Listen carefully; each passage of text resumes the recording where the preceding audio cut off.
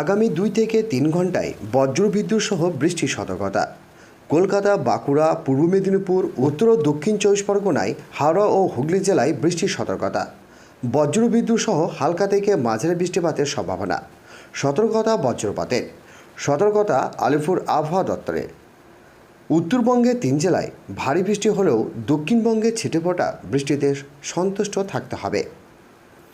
বজ্রবিদ্যুৎ সহ বৃষ্টির সম্ভাবনা আজ সোমবার থেকে দক্ষিণবঙ্গে বৃষ্টি কমবে, এমনটাই জানিয়েছে আবহাওয়া দপ্তর। মৌসুমি অক্ষরেখা ইতিমধ্যেই সরে গিয়েছে বাংলা থেকে। বজ্রবিদ্যুৎ সহ হালকা থেকে মাঝারি বৃষ্টি হলেও ভারী বৃষ্টির কোনো সম্ভাবনা নেই দক্ষিণবঙ্গের জেলায়। আগামী 2-3 দিন ক্রমশ বজ্রবিদ্যুৎ সহ বৃষ্টির সম্ভাবনা কমবে। তো বন্ধুরা, বিস্তারিত জানতে হলে ভিডিওটিকে সম্পূর্ণ দেখবেন, ভালো লাগলে একটি লাইক করবেন। আর এই ধরনের লেটেস্ট ট্রেন্ডিং আপডেট ভিডিওগুলি সবার প্রথম পাওয়ার জন্য আমাদের চ্যানেলটিকে সাবস্ক্রাইব করে পাশের বেল আইকনটিকে প্রেস করে অল নোটিফিকেশনটিকে ক্লিক করে আমাদের সঙ্গে থাকবেন। তো চলুন এক নজরে দেখে নেওয়া যাক।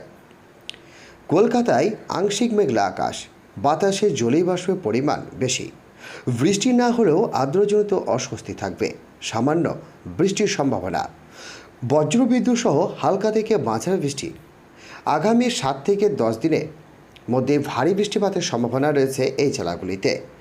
আজ সোমবার কলকাতায় সর্বনিম্ন তাপমাত্রা ছিল 27.2 ডিগ্রি সেলসিয়াস, যা স্বাভাবিক তাপমাত্রায় 0.2 ডিগ্রি সেলসিয়াসের বেশি, এমনটি জানিয়েছেন আবহাওয়াবিদরা।